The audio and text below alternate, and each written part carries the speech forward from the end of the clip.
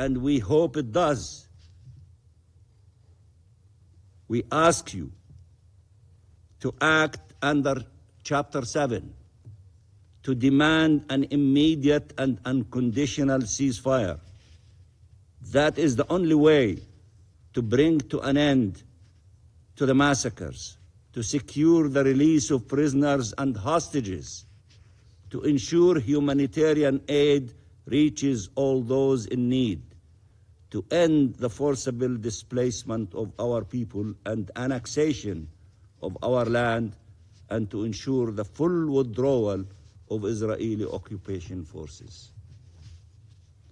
Madam President, this Council adopted 8 years ago the landmark Resolution 2334 to put an end to the land grab and to pave the way to ending the Israeli occupation and achieving a just peace.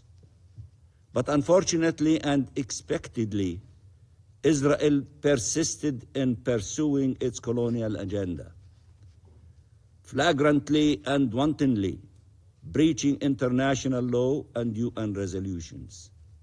And this Council and all states are yet to adopt the measures that hold Israel accountable for its crimes, bring them to a halt, and reverse its unlawful annexation of Palestinian land. Since the onset of the occupation, Israel has confined Palestinians in the occupied Palestinian territory to the areas already built up and inhabited. Only 13% of East Jerusalem and 40% of the rest of the West Bank. The aim has always been to ensure that Israel could seize maximum Palestinian land with minimum Palestinians. But even that was not enough, and Israel decided to violently displace and replace our people, to forcibly displace Palestinian families and communities, to demolish their homes, to build settlements in the heart of our cities, and in a manner to destroy the territorial integrity of our state and to fragment our people and our land.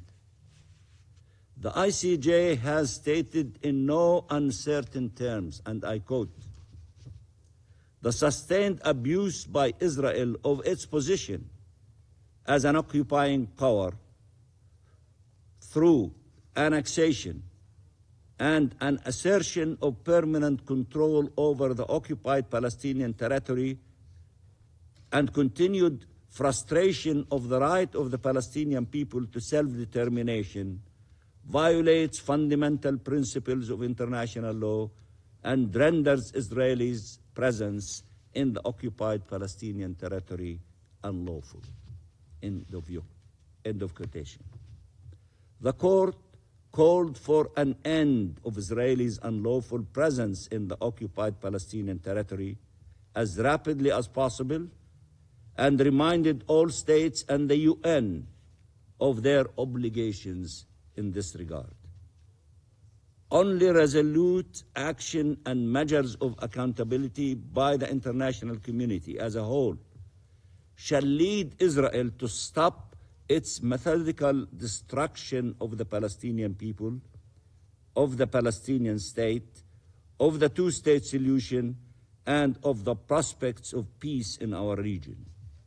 In this regard, we await the report of the Secretary General, we expect in a few days, on implementation of Resolution ES-10/24 and ES-10/26 to inform future action by the membership. We will study it thoroughly, we hope you do, and then we will decide on the next steps forward. We welcome the launch of the Global Alliance for the implementation of the two-state solution and the decision of the General Assembly to hold a high-level international conference in June 2025, and I think my French colleague refer to it, on the implementation of the relevant UN resolutions pertaining to the peaceful settlement of the question of Palestine and the two-state solutions. We call on all states to act without delay in line with their obligations under the Charter and international law to bring an end to Israel's unlawful presence in the occupied Palestinian territory and to ensure the realization of the inalienable rights of the Palestinian people, including their right to self-determination and independence.